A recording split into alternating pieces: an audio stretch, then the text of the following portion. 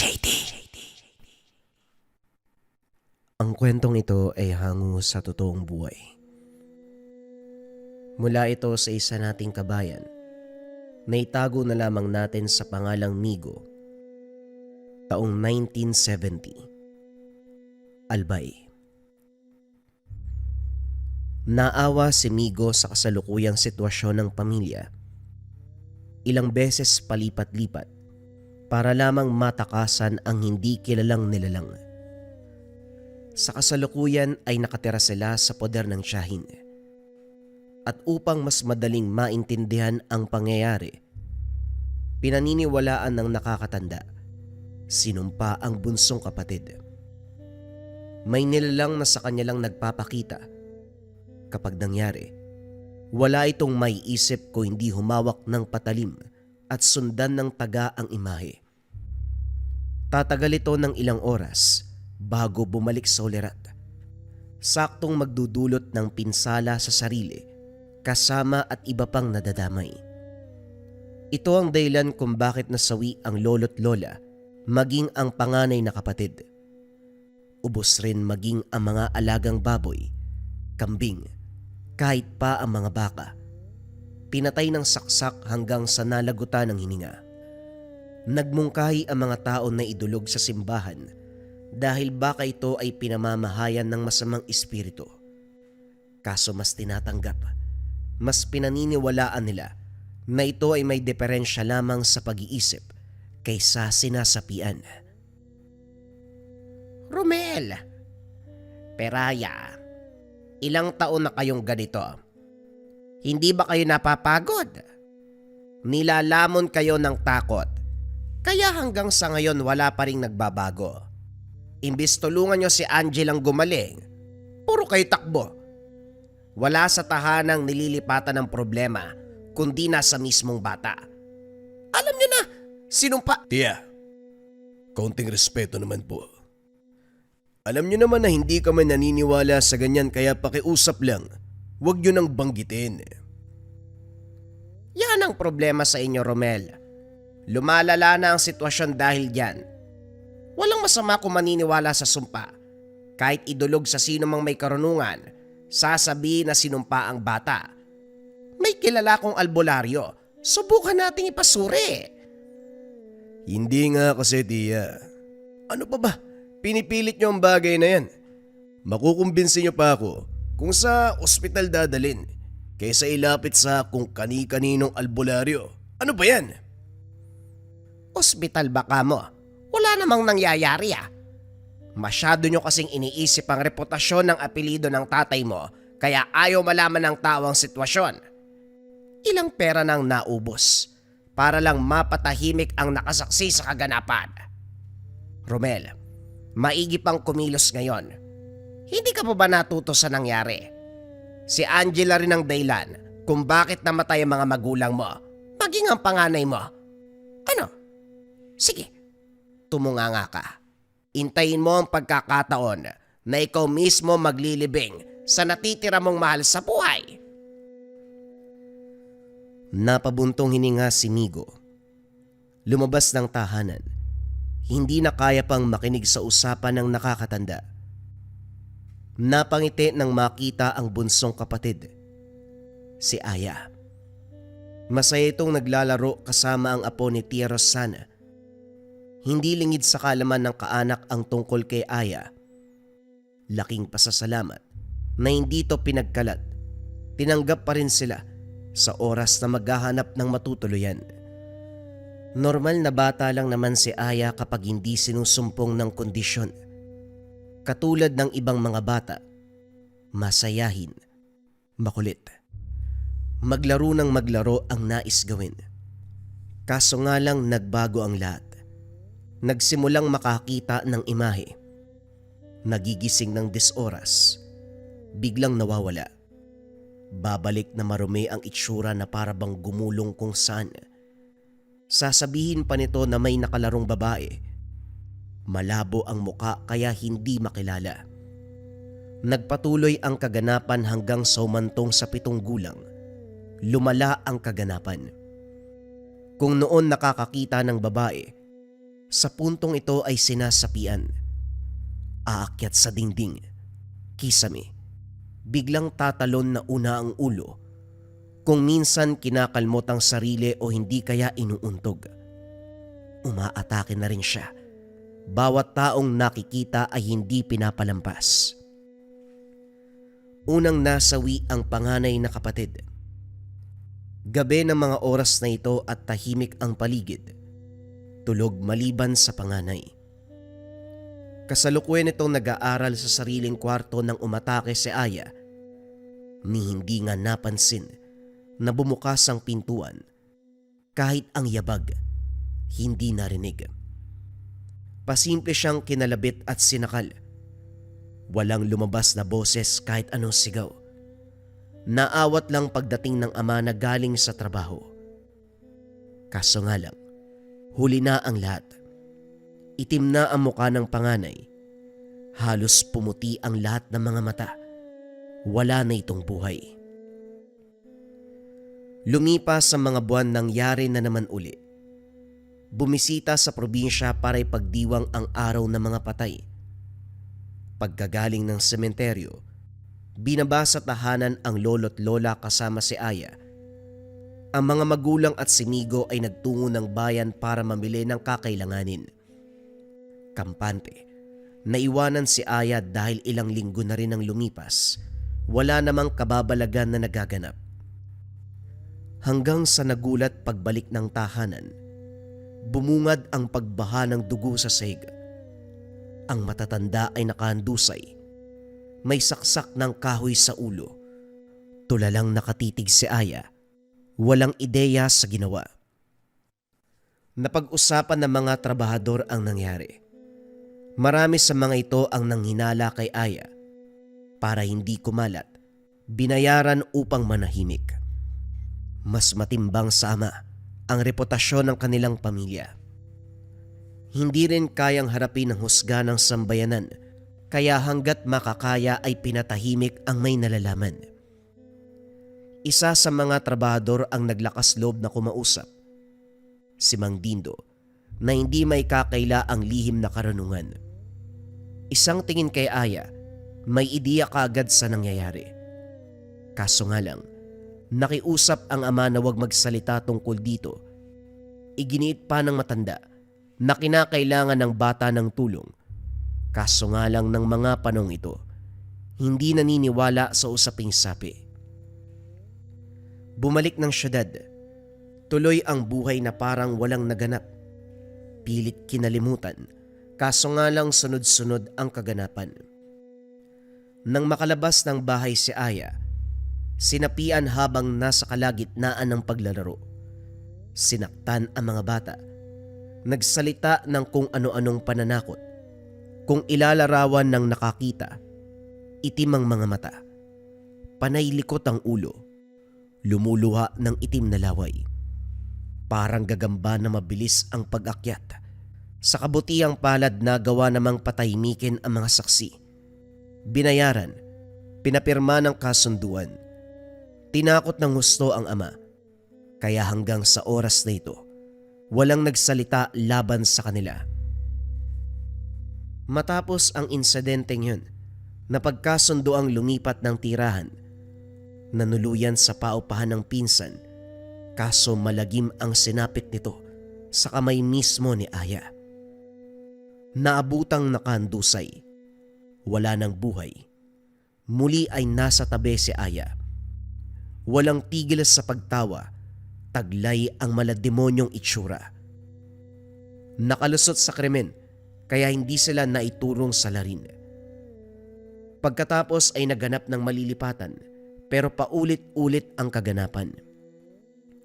Inakala ng mga magulang na nagkataon lang ang lahat, na wala kay Aya ang problema, kundi sa bawat bahay na nililipatan. Sinubukan ni Migo, kausapin ang mga ito.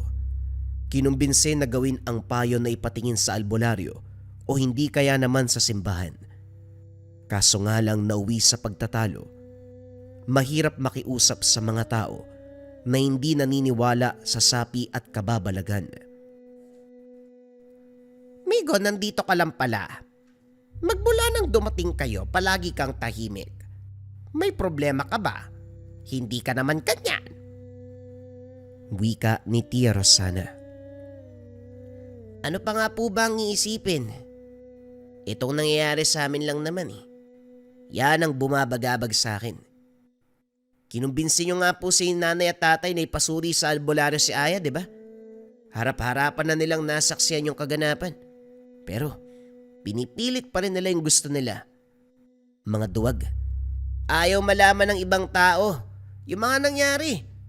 Takot na mawalan ng halaga ang apelido namin. Pangalan lang naman yan eh. Yung kalagayan ni Aya, mas importante yun.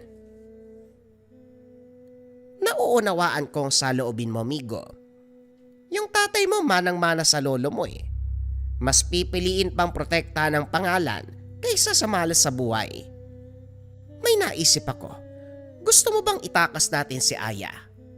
Dali natin sa albularyo. May kakilala ko. Nabuhayan ng loob si Migo matapos marinig ang mungkahi ng tiyahin. Matapos magkasundo sa gagawin, tamang tiyempo na lamang ang aantayin. Pagsapit ng hapon, nagtungo ng bayan ang mga magulang. Sinamantala ang pagkakataon. Sinimulan din nila ang biyahe patungo sa kabilang baryo. May kalayuan kaya inabot ng dilim sa daan. Hindi inasahan na sa kalagitnaan ng biyahe ay sasapian si Aya. Kamuntikan mahulog sa bangin ang sinasakyan matapos sapilitang kabigin ang manibela. Naagapan naman nila, kaso nga lang naabutan ng mga magulang ni Migo. Kagad itong sumunod matapos malaman ang binabalak. Pagdating ng bahay, pinagalitan ni Tia Rosana ang apo na siyang nagsumbong. Si Migo sa kabilang banda, kinumbinse ang mga magulang. Nay, Tay, ano ba talagang gusto niyong mangyari? Kamuntikan na kaming mamatay ni Tia Rosana. Kung hindi napigilan si Aya, malamang sabay-sabay kaming nahulog sa bangin. Madadagdagan na naman ang namatay sa pamilyang to eh. O baka naman gusto niyong isa-isahin kami ni Aya. Natigil sa pagsasalita si Migo. Sinampal siya ng ina. Dahan-dahan ka sa pagsasalita mo, Migo ha. Pinagbibintangan mo ba na mamamatay tao ang kapatid mo? Hindi niya kasalanan kung bakit siya nagkaganyan. Tama ka naman, Nay. Hindi niya kasalanan dahil kayo ang may kasalanan ni tatay. Ayaw niyo siyang ipagamot eh. Kaya kasalanan yung dalawa ang nangyayari kay Aya. Hanggat hindi siya nagpapatingin sa albularyo o simbahan o sino mang may alam sa ganitong bagay, mauulit ng mauulit ang patayan. Malay natin, bukas pare-pareho na tayong pinaglalamayan. Muling natahimik ang binata nang sampalin ng ama. Hoy Migo, hindi ko na nagugustuhan ang mga sinasabi mo.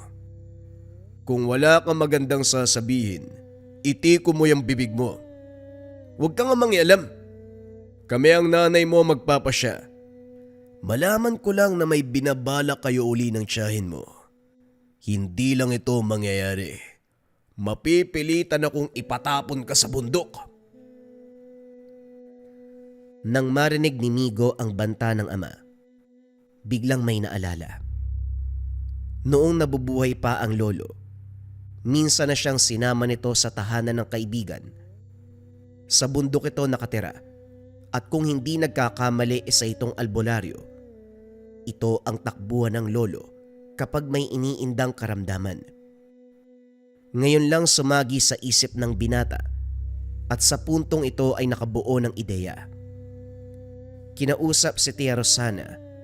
Sinabi rito ang tungkol sa kaibigang albularyo ng ninuno. Hindi kilala ng tiyahin. Gayunpaman suportado ang balak sa pagdulog dito. Habang nag-uusap, nahinto sa kalagitnaan ng marinig ang yabag mula sa kisame. Bumilis na parabang may naghahabulan. Maya-maya pa sumigaw si Nanay Feraya. Inatake ito ni Aya.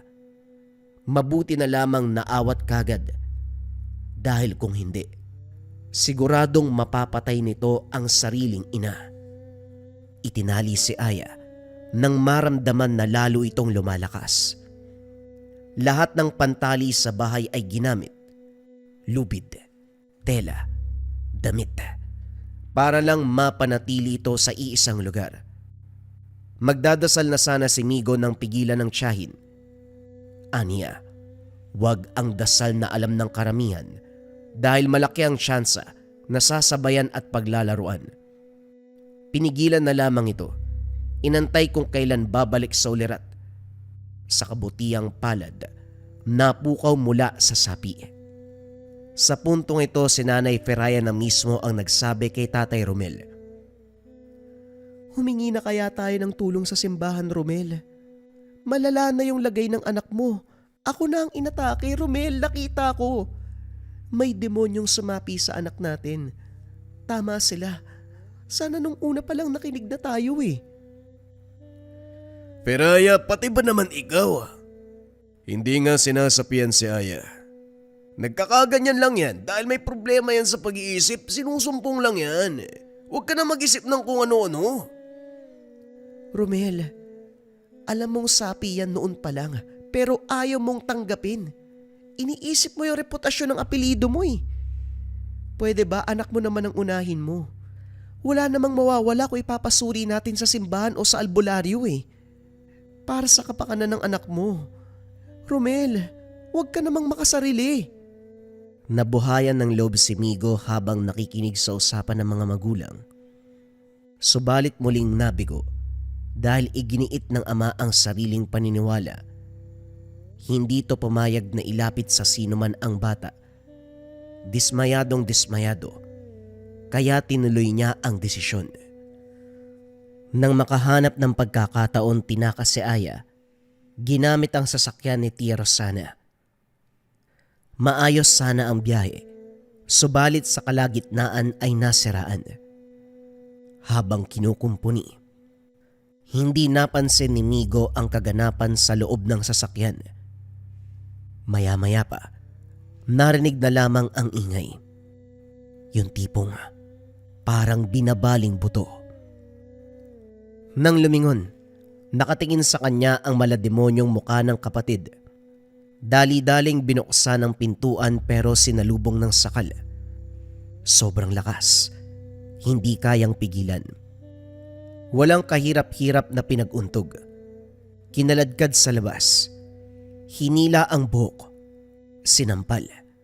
Kinalmot at binalibag. Hindi makalaban si Migo. Mabuti na lamang bumalik sa ulirat ang kapatid. Saka lang natigil ang pananakit. Habang wala pang malay si Aya, minadali ang pag-aayos ng sasakyan at tumuloy sa biyahe. Nakarating sa tahanan ng albularyo subalit wala ito sa lugar. Ayon sa kapitbahay, dumayo sa karatig bayan para manggamot. Binigyan naman sila ng maayos na matutulugan. Pare, parang may kakaiba sa kapatid mo. Siya ba ang ipapagamot? Wika ng nag-iisang kapitbahay ng albularyo. Tama ka pero paano mo nasabing may kakaiba? Masyado bang halata? Kapitbahay na ako ni Mang Poldo noon pa man. Kapag wala akong ginagawa, tumutulong ako sa kanya. Sa dami ng pasyente, nasaksiyan ko ang iba't ibang kaso. Kulam, barang, yanggaw ng aswang, usog, ordinaryong karamdaman, kahit ang mga sapi hindi nakakaligtas. Huwag kang mag-alala, pagdating ni Mang Poldo, magiging maayos din ang kapatid mo. E di pwedeng magtanong. Total, kilala mo si Mang Poldo, di ba? Anong klaseng albularyo ba siya? Isa lang ang masasabi ko. Magaling. Siya ang tipo na hindi titigil hanggat hindi gumagaling ang pasyente. Kahit sino pang mabangis na elemento ang kalaban, hinding-hindi niya atrasan. Tama lang na kay Mang Poldo ka lumapit. Gaano na ba katagal ang kondisyon ng kapatid mo? Maraming taon na nakalipas eh. Hindi lang naasikaso kasi iba ang paniniwala ng mga magulang ko. Para sa kanila, may diferensya sa pag-iisip ang kapatid ko. Nung una kasi, parang nakakakita lang siya ng mga bagay pero habang tumatagal lumalala ng lumalala.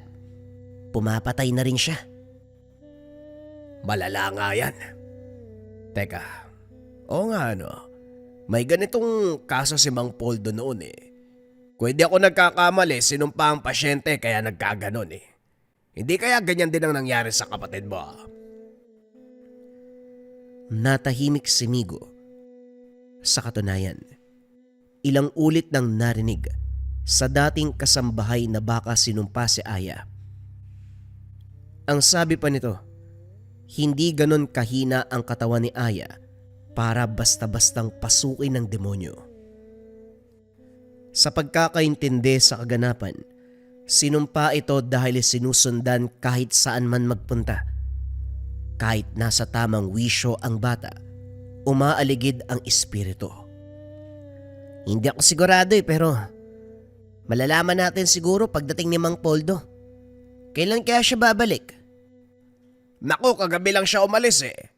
Babalik yun sa makalawa o baka matagalan pa. Depende kung ilan ang dadaan ng pasyente. Huwag ka mag-alala kung sakali mang sapian niyang kapatid mo, pwede tayong pumasok sa tahanan ni Mang Poldo. Ikulong siya sa aula. Tumango si Migo. Kahit papano ay nakahinga dahil nariyan ang kapitbahay. Sa paglipas ng mga oras, maayos ang takbo ng lahat. Nasa tamang wisyo si Aya. Nagawa pang tumulong sa mga gawain. Nakikipaglaro sa mga bata sa tabi ng ilog.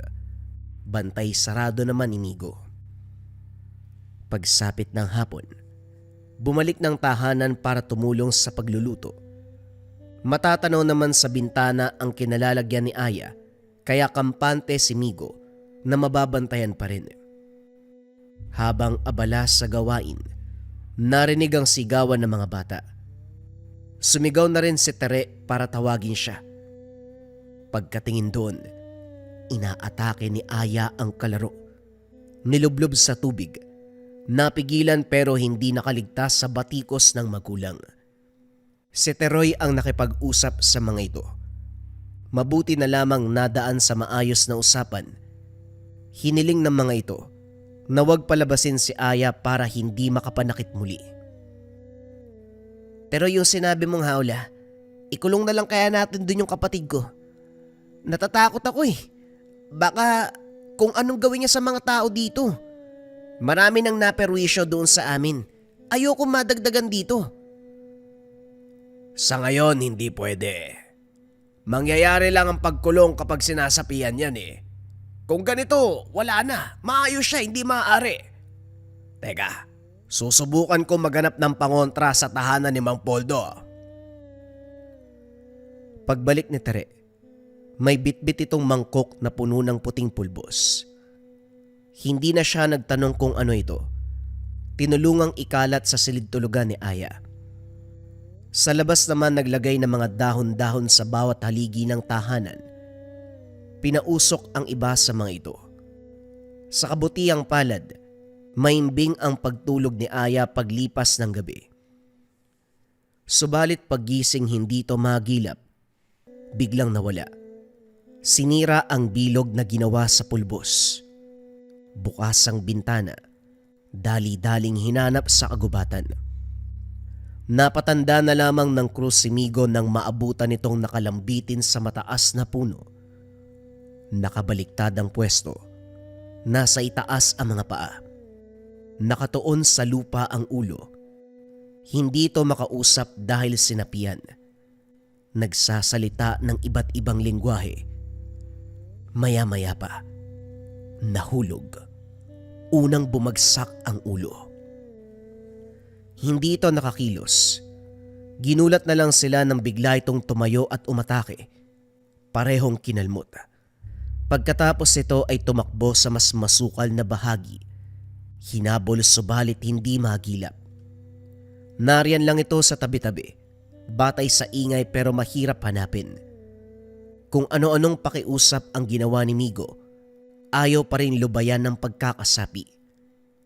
Maya-maya pa, nagmamadaling pinuntahan si Tere matapos marinig ang pagtawag. Naabutang inaatake si Aya. Aawat na sana pero bigla nitong binugahan ng itim na likido. Natauan ng kapatid ng mahampas ni Tere. Nawalan din ng malay pagkalipas ng ilang sandali. Hindi na malaman ni Migo ang gagawin. Hindi makapag-isip ng maayos. Si Mang Poldo ang natitirang pag-asa. Si Teroy na hindi na rin mapakali, nagpaalam para sunduin ang albularyo. Naiwan ang magkapatid sa tahanan. Doble ang kaba ni Migo. Nagbitbit ng kung ano-anong rosaryo, nagdasal sa tabi. Pagsapit ng madaling araw na alimpungatan sa tunog, pagkamulat nakatalikod si Aya. Tahimik, pero may kung anong ingay. Maya-maya pa ay bigla itong lumiyad. Gumapang papalapit at nanakal ng diretsyo. Binalot ng takot si Migo habang nakatingin sa maitim nitong mga mata. Humigpit ang kapit nito. Pagkatapos ay pasimple siyang hinila habang umaakyat sa dingding. Sa pagkataranta, napadasal pero natigilan ng tinuloy ito ng kapatid. Bigla siyang binagsak. Kinaladkad sa sulok at doon muling sinakal. Kinapos ng hininga. Hindi makalaban sa lakas ng sapi. Maya-maya pa unti-unting pumikit. Mabuti na lamang maagap si Teroy. Nagawa siyang iligtas bago pa matuluyan.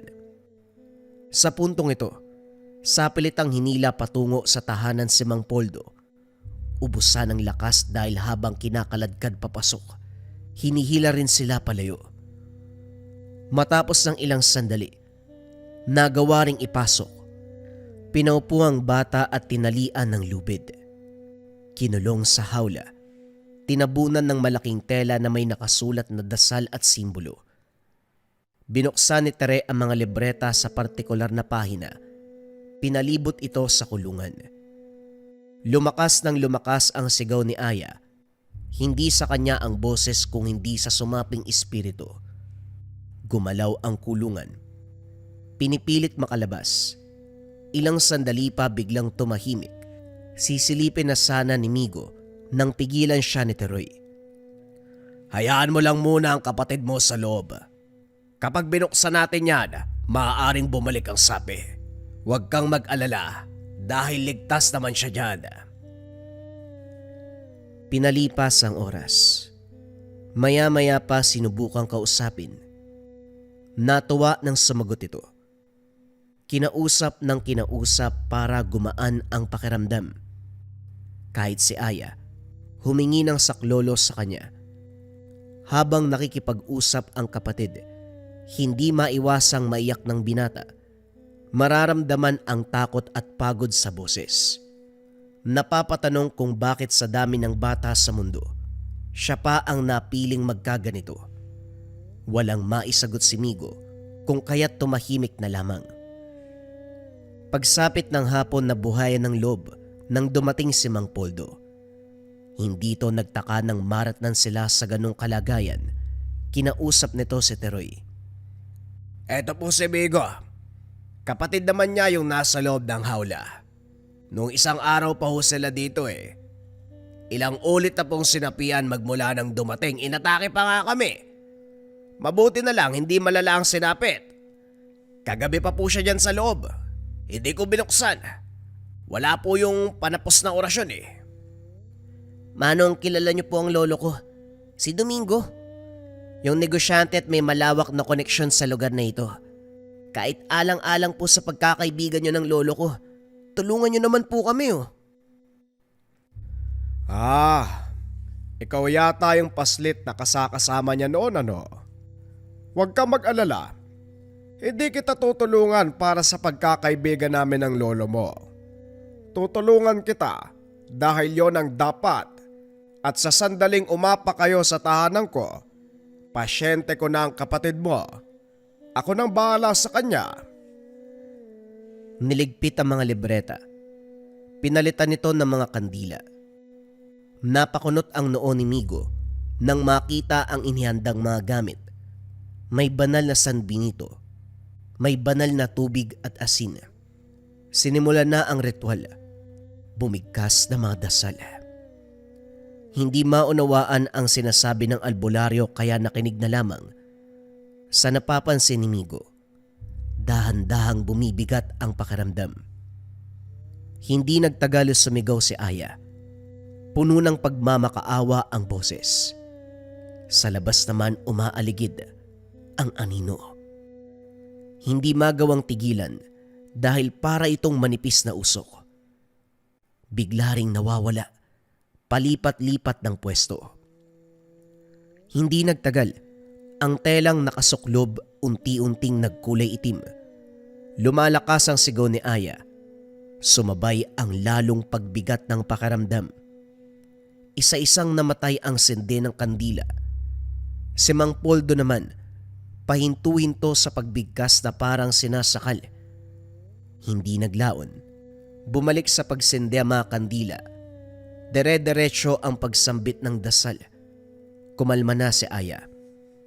Pagsara ng libretang binasa, natapos ang ritual. Binuksan ni Mang Poldo ang telang nakasuklob. Bumungad ang nakahandusay na si Aya. Kagad itong dinala sa kabilang kwarto para sa pagsusuri. Magiging maayos kaya ang kapatid ko. Himatayin siya pagkatapos sasapian eh. Pero parang iba ngayon eh. Hindi ko alam kung ano dapat ang maramdaman. Natatakot ako na kinakabahan, ewan ko ba? Ngayon ka pa nagkaganyan, naren na si Mang Poldo. Ako na mismo magsasabi. Walang harong biro. Gagaling ang kapatid mo. Mahusay na albularyo ang nilapitan mo. Magtiwala ka lang. Kahit papano gumaan ang pakiramdam ni Migo.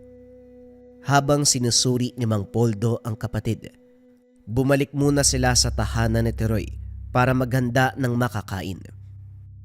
Sumakto naman na tumunog ang telepono. Tumatawag ang mga magulang. Pagsagot pa lang, bumungad na ang sermo ng ama. Maririnig din ang boses ng ina. Hindi pinatapos. Binabaan ng telepono.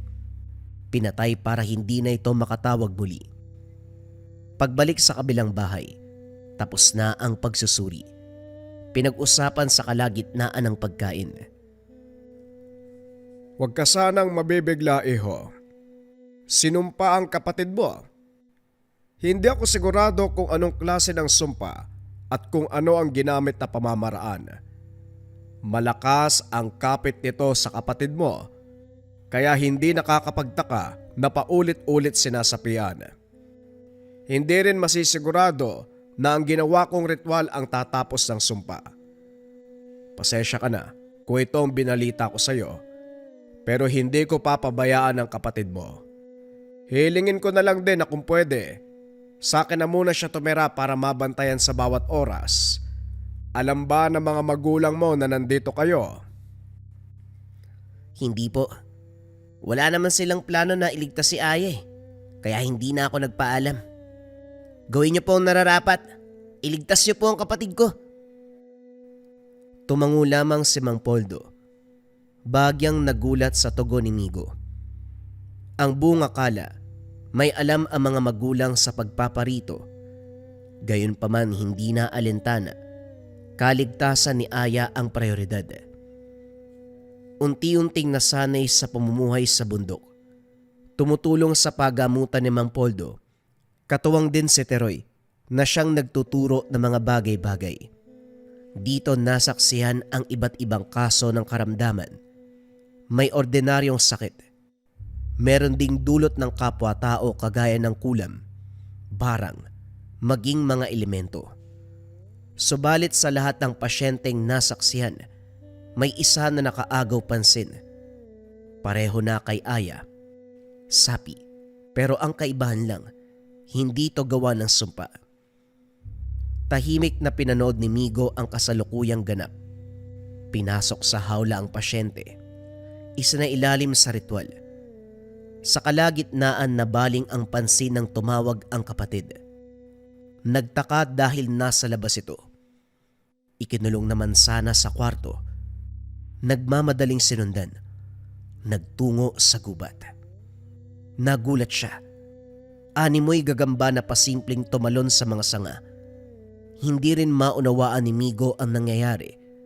Kusang gumalaw ang mga paa para sumunod. Pagdating sa unahan, hindi lang si Aya ang nakita. May isa pang imahe. Matandang babae. Uugod-ugod. Kuba gawa ng katandaan. Nang magsalita, napakunot si Migo nang makilala ang boses. Maya-maya pa ay may naalala. Layuan mo ang kapatid ko! Ikaw yung sumumpa sa kanya, no? Kaboses mo yung espiritong sumapi sa kanya. Sino ka ba? Anong kasalanan namin sa'yo para gantuin mo ang kapatid ko? Huwag kang sumigaw, iha. Mabubulabog mo ang mga elemento sa gubat. Mag-usap tayo ng mahinahon. Hindi mo ako kilala, pero ang angkan mo ay kilala ko. May kasalanan sila na hindi binayaran. Sino ang sisingilin ko? Wala na sila. Di kayong mga buhay.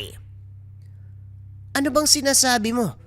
Kung may utang sa'yo yung mga kalahi namin, hukayin mo sa libingan nila. Singilin mo.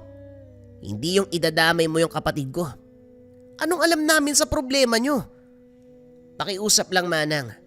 Pakawalan mo ang kapatid ko. Hindi ka ba naaawa? Bata pa yan, oh. Bata lang din yung anak ko noong pinatay ng mga kamag-anak mo. Sige, makinig ka. Dito nalaman ni Migo, dating kasambahay na mga kaanak. Mga magulang ng lolo, ama ni Tatay Romel. Nakasanayan ng kamag-anak ang pagbabaril, lalo na sa bakanting oras. May sariling shooting range sa likod ng bahay. Hindi inasahan, napitang gatilyo habang nakatuon sa ibang direksyon. Naglalaro ang anak ni Aling Leonor. Namatay kagad ang bata. Imbis na dalhin sa ospital o i-report ang pangyayari, binalot ng sako, inilibing sa gubat. Ilang araw hinanap ni Aling Leonor ang anak. Ilang beses nagtanong pero wala ni isang nagsalita. Hanggang sa nalaman niya ang katotohanan, dinulog sa pulis. Pero dahil makapangyarihan, walang nagawa. Nagbulag-bulagan ang batas. Sinubukan siyang bayaran para hindi na manggulo pa, pero hindi tinanggap. Sa halip tahimik na umalis, nagplano ng paggiganti. Dito nag-aral ng karunungan sa kaliwa ang matanda. Sinumpa na kapag magkakaroon ng bunsong babae ang angkan, ito ang magpapasa ng sumpa. At ang sumasanib dito, walang iba kung hindi ang espiritual na kamalayan ni Aling Leonor. Napabuntong hininga si Migo nang marinig ang kwento. Hindi malaman kung papaniwalaan ba. Ang tanging nasa isip, makiusap, pakawalan ang kapatid. Subalit hindi madali. Pwede ko namang pakawalan ng kapatid mo, pero kailangan ko ng kapalit. Matatapos lang ang sumpa kapag namatay ang sinapian. Kamatayan na hindi dulot ng aksidente. Yung normal na kamatayan lang. Kung ipipilit mo, pwede kong pakawalan ka agad. Ikaw mismo ang papalit sa kanya. Hindi. Ayoko. Hindi ba pwedeng tapusin na lang natin, Manang? Gagawin ko naman ng kahit ano eh. Lubayan niyo ang kapatid ko. Gawin niyo akong katulong. Ganun na lang. Tutulungan ko kayo sa buhay. Nawala ang matanda. Nabaling ang pansin ni Migo sa kapatid na nakahandusay. Dali-dali tong kinarga pabalik sa tahanan ng albularyo. Habang ginagamot ang kapatid sa loob, tulalang nakaupo sa labas si Migo. Pinag-isipang mabuti ang alok ng ale. Nang matapos ang pagsusuri ni Mang Poldo, kinausap niya ito. Wag, Migo. Hindi natin alam kung nagsasabi ng totoo ang matanda o isa lamang itong patibong. Alam mo, ang ginawa niya sa kapatid mo, kaya wag mong paniwalaan anuman ang sasabihin niya. Baka mamaya pareho pa kayong madali. Problema na sa atin ang nangyari kay Aya. Wag na nating dagdagan pa. Naiintindihan ko ang pag-aalala mo, pero hindi solusyon ang pagsasakripisyo. Pero Manong, paano po kung totoo yung sinasabi niya? Paano kung ito lang yung solusyon, Manong? Handa po kung kumapit sa patalim. Mailigtas lang yung kapatid ko. Iho, hindi naman kita papabayaan. Magtiwala ka sa akin. Hahanapan ko ng paraan ang kaso ng kapatid mo. Ngayong nakita mo na ang mukha ng matanda at nakilala, pwede nating idaan sa ritual para makausap siya at makipagkasundo. Sinabi ni Migo ang pangalan ng matanda at ang kwento kung paanong umabot sa sumpaan. Isinailalim kagad ito sa ritual. Sa puntong ito, si Teroy ang ginamit. Sinimulan ni Mang Poldo ang ritual. Ilang ulit sinubukan dahil masyadong matibay ang poder ni Aling Leonor. Kamuntikan pang sumuko ang albularyo. Lumipas kasi ang ilang oras ay hindi pa rin makakonekta. Sa kabutiang palad, nagawa ding mabasag pero nagkaroon ng pinsala sa katawan ni Mang Poldo. Sumanib ang kaluluwa ni Aling Leonor sa kaluluwa ni Teroy. Taglay nito ang boses at pag-uugali. Mahusay ka, albularya. Nabasag mo ang pananggalang. Mahalaga siguro ang sadya mo para tawagin ako. Anong may paglilingkod ko? Huwag kang magsalita na parang akong may atraso. Tama na ang pagbibiro. Alam mo kung anong sadya ko. Nakausap mo ang binata tungkol sa kapatid niya. May inalok ka, pero hindi mo kami maloloko. Sinasabi mo bang sinungaling ako? Gusto ng binata na makalaya sa sumpa ang mahal niyang kapatid. Inalok ko siya ng solusyon. Kung ayaw mong maniwala, wala kong pakialam. Hindi naman ikaw ang magdidesisyon. Huwag mong linlangin ang binata. Tayo magkakasabukan. Alam mo ba, na sa oras na sumagot ka sa ritual na ito, hindi ka na makakawala pa. Kung lulubayan mo ang bata, papakawalan kita. Kakaawaan. Kung hindi naman, tatapusin na lang kita. Pag-isipan mong mabuti. Napuno ng halakhak ang buong kwarto. Maya-maya pa isa-isang nawalang sindi ang mga kandila. Ang naiwan na lang ay ang nasa harapan ni Mang Poldo. Nang hindi tumigil ang matanda, nagbato na ng orasyon ng albularyo.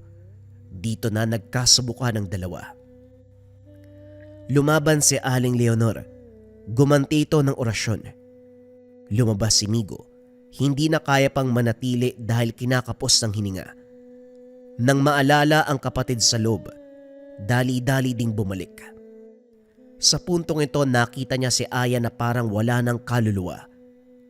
Mararamdamang bakante ang katawan.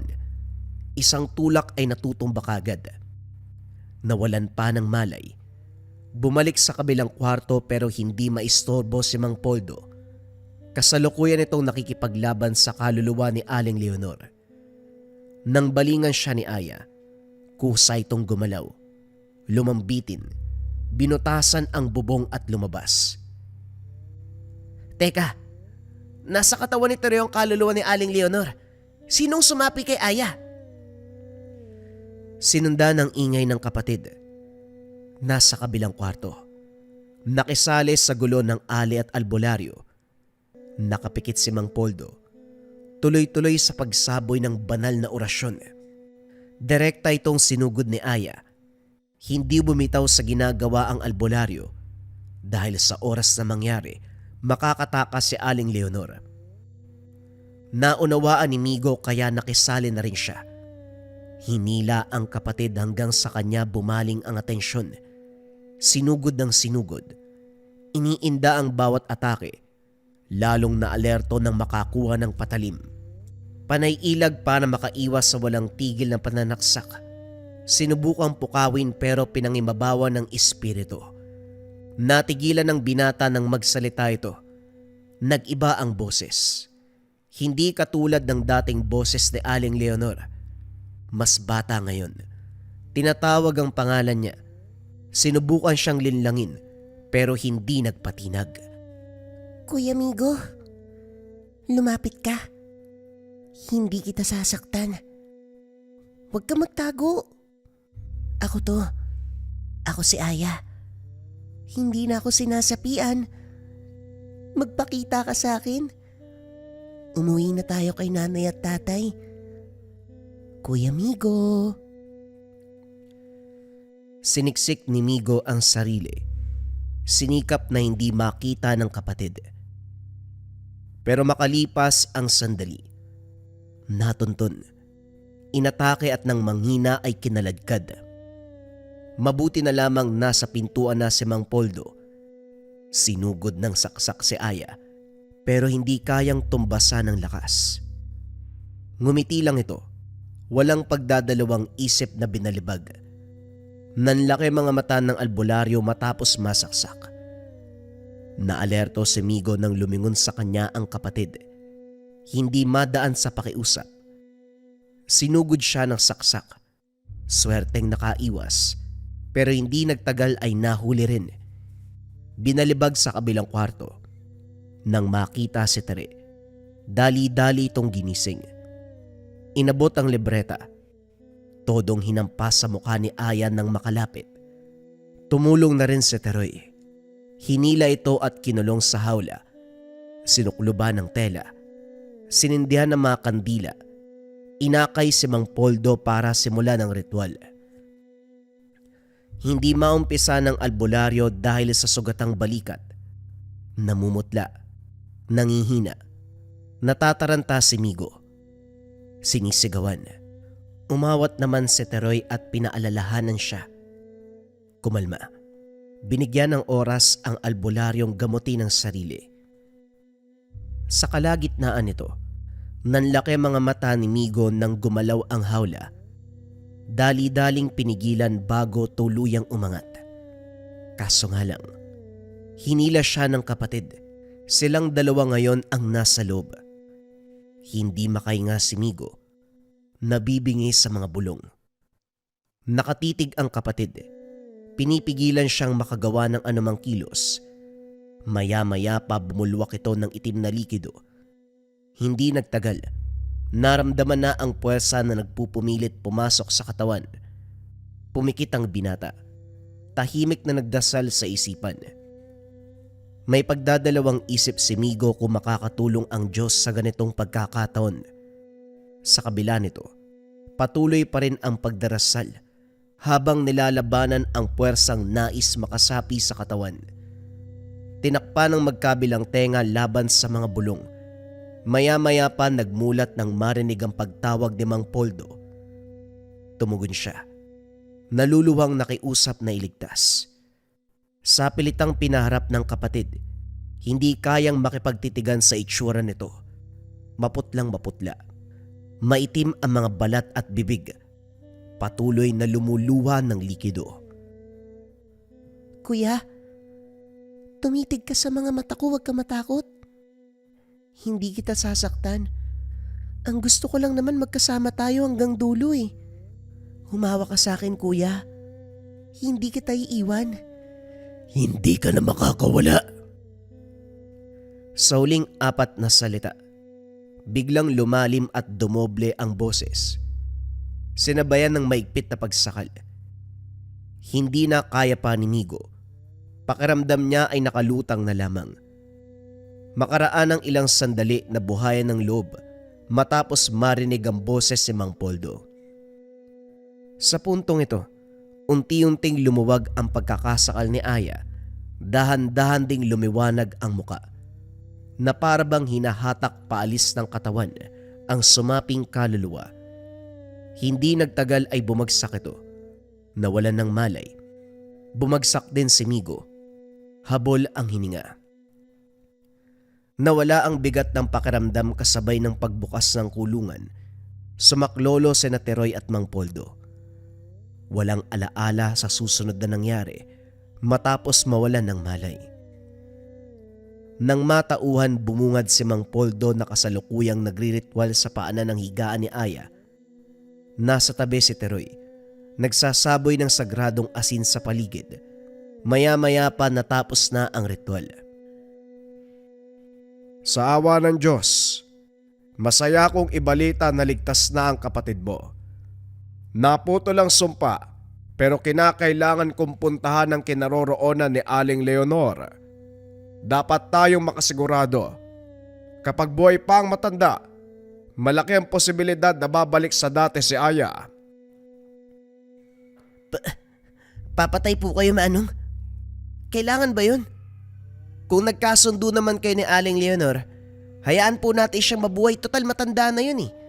Malapit na yung sunduin. Palabiro ka pala, iho. Iba ang usaping ito. Hindi dito nagtatapos ang laban. Matatapos lang kung mamamatay ang matanda. Kung hahayaan natin siyang mabuhay, pwede niyang isumpa uli ang kapatid mo. Kailangan nating makasigurado. Huwag kang mag-alala. Hindi ko naman hilingin na ikaw ang pumaslang. Ako nang bahala doon. Nasa maayos na kalagayan na ang kapatid mo. Kapag nagkamalay, pwede na kayong umuwi. Si Teroy ang maghahatid sa inyo.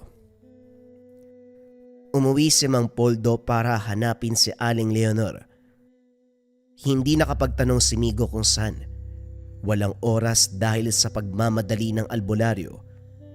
Makaraan ng ilang sandali, nagkamalay si Aya. Hindi maiwasang maluha dahil bumalik na ito sa normal. Wala nang bahid ng sumpa. Alis na ba kayo? Nakahanda ng motorsiklo. Sa susunod na, antayin pa namin si Mang Poldo. Hindi pa ako formal na nakakapagpasalamat. Ang bastos naman kung alis kami na hindi kami personal na nakapagpaalam. Ay, kayo ang bahala. Kung magbagong isip nyo, magsabi lang kayo. Inantay ang pag-uwi ni Mang Poldo. Habang lumilipas ang oras ay hindi mapakali. Binabagabag ang binata sa samot-saring kaisipan na pwedeng mangyari dito. Malakas si Aling Leonor. Kamuntikan na ang albularyo, kaya kinakabahan para dito, lalo na mukha ang makakaharap ang ali. Dumaan ang mga araw, masama na ang kutob ni Migo. Maging si Teroy ay hindi na mapakali. Parang mali na to ah. Kapag aalis si Mang Poldo para puntahan ang kalaban, umuwi siya bago muling sumapit ang dilim. Kahit gaano pa yung kalayo. Dito niya kasi tatapusin sa bahay ang ritual. Ilang araw na ang lumipas ah. Hanapin kaya natin. Alam mo ba kung saan siya nagpunta? Hindi ko talaga alam eh. Sana Teka, ayun siya. Dalihan mo, tulungan natin. Bumungad ang matanda. Ika-ikang naglalakad. Duguan ang iba't ibang bahagi ng katawan.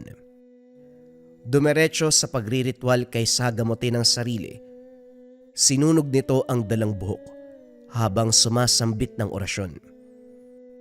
Sa kalagitnaan, nagulat si Migo nang marinig ang boses ni Aling Leonor. Maya-maya pa sinakal ng hindi nakikitang puwersa ang albularyo. Sa kabutiang palad, nahinto din ng masunog ang lahat ng buhok. Humiyaw ang boses hanggang sa naglaho. Dali-daling tinulungan si Mang Poldo. Ginamot ang sugat alinsunod sa gabay nito. Nang mahimasmasan, binigay ang magandang balita. Nagtagumpay tayo sa kabila ng matinding hamon ni Aling Leonor. Sinusubukan pa nitong buhayin ang yumao niyang anak. Naabutan kong nagriritual. Gustong makabalik sa pagsapi kay Aya, pero sa puntong iyon, kaluluwa ng anak ang papasanibin. Huwag ka mag-alala. Tinapos ko na siya. Magmula sa araw na ito, malaya na ang kapatid mo sa anumang banta ng sapi. Ligtas na siya. Labis ang pagpapasalamat ni Migo. Ayaw man tumanggap ng pera bilang bayad, nag-iwan pa rin. Pagkatapos makapagpaalam, binaybay ang daan pauwi. Tuwang-tuwa habang lula ng sasakyan. Pagdating ng tahanan, ginulat ang mga magulang. Hindi nakaimik ang mga ito. Lumayo rin ang loob ni Aya dahil imbes na sila ang maganap ng paraan para iligtas, si Migo ang nagpakahirap, maidulog lamang sa albularyo. Kamunti kang sumunod ng ama mo pero hindi ako nagsalita. Ibang lugar ang tinuro ko. Mabuti na lang talaga ikaw ang kapatid niya ni Aya. Mamamatay yan kung magulang mong susundin. Huwag na po nating pag-usapan. Ang importante, ligtas si Aya. Napabuntong hininga si Migo. Hanggang ngayon pinipilit pa rin ng ama na hindi sinapian si Aya. Hindi na lamang ito pinansin. Mas inisip ng binata kung paanong gagabayan ang kapatid para hindi na maulit ang pangyayari. Sa awa ng Diyos, lumipas ang panahon na naging matiwasay ang pamumuhay. Lumaki si Aya na nagagawa ng makipagsabayan kagaya ng normal na bata. Iniwasan ni Migo na banggitin ang nakaraan para hindi na ito maalala. Nang magkaoras, binisita muli si Mang Poldo. Dinala siya nito sa tahanan ni Aling Leonor. Sa silong ng kubo, nakalibing ang yumao sa tabi ng bangkay ng anak. Pinagdasal ang mga kaluluwa, hiniling ang kapayapaan sa kabila ng ginawa nito. Hindi naging biro ang pinagdaanan ng magkapatid, lalo na si Aya na siya mismong nakaranas. Maswerte na may kapatid katulad ni Migo, kapatid na handang sumuway sa mga magulang at harapin ang kahit ano upang mailigtas ang kapatid. Kahit pa umabot sa punto na pasuko na ang lahat, humanap pa rin ng paraan si Migo upang mailigtas ang kapatid, upang mabigyan ng pagkakataon na malabanan ng dakilang albularyo ang sumpa ng sapi. Mga kabayan, mabilis na announcement lang, may papakita ako sa inyong bagong item. Eto na, Maracuyo White and Maracuyo Lava. Tingnan nyo yung details, kabayan. No? Sobrang ganda ng itsura niya. Ito yung Maracuyo Lava na may gininto ang Sambinito. At ito naman yung Maracuyo White na may gininto ang Sambinito. Magiging available ito mga kabayan sa ating 11/11 sales. Limited stocks muna tayo dito sa ating pinakabagong version ng Maracuyo. Kita-kits tayo mga kabayan na 11/11 sale mga kabayan or sa 11/10. Pero for sure dyan sa dalawang araw na yan mga kabayan magiging available na to. Syempre magbibigay tayo ng discount kasi bagong item siya. Kita-kits mga kabayan, i-follow nyo na ang shop ng Likha Merchandise. Mag-ingat sa mga scammers.